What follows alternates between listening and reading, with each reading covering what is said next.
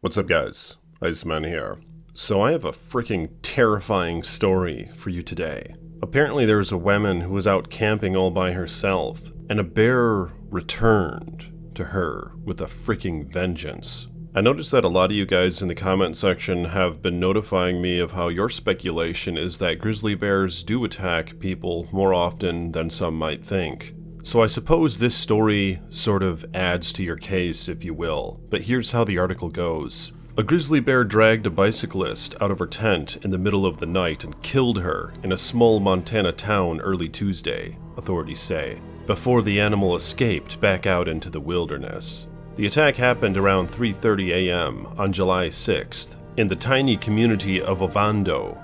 The victim was a 65-year-old woman, and the bear, which is thought to be a 400-pound male grizzly, has not been found. Officials say the victim was on a long-distance bicycling trip with some friends when they stopped to camp for the night in Ovando, a town of fewer than 100 people at the southern edge of a vast stretch of wilderness. The victim slept in one tent, and a couple slept in another one nearby. The bear wandered through the campsite and woke the trio around 3 a.m. The close call prompted the campers to remove all food from their tents before going back to sleep. Surveillance footage captured a video of the bear outside a nearby business at 3:15 a.m., shortly before it returned to the campsite a second time. The couple in the second tent woke to the sounds of an attack and rushed out to see the animal mauling the female,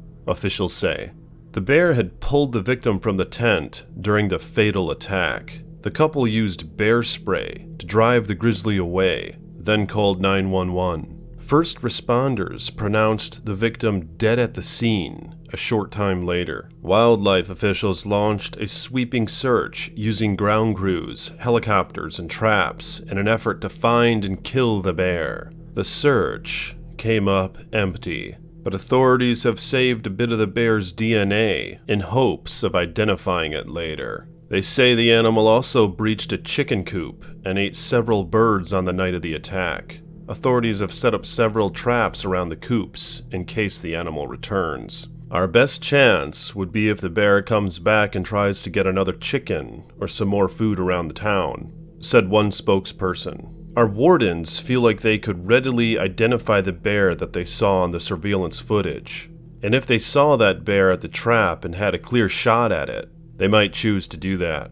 The victim was a registered nurse who worked at a hospital in Chico, according to her friend. The victim had taken a few long-distance bike trips over the years, and she was looking forward to this one because her sister would be coming along for the ride. She loved these kinds of adventures. A woman in her 60s, and she's doing this kind of stuff, her friend told the Associated Press. Ovando locals say they're used to living around the bears, and they know to be careful, but many have been rattled by the attack.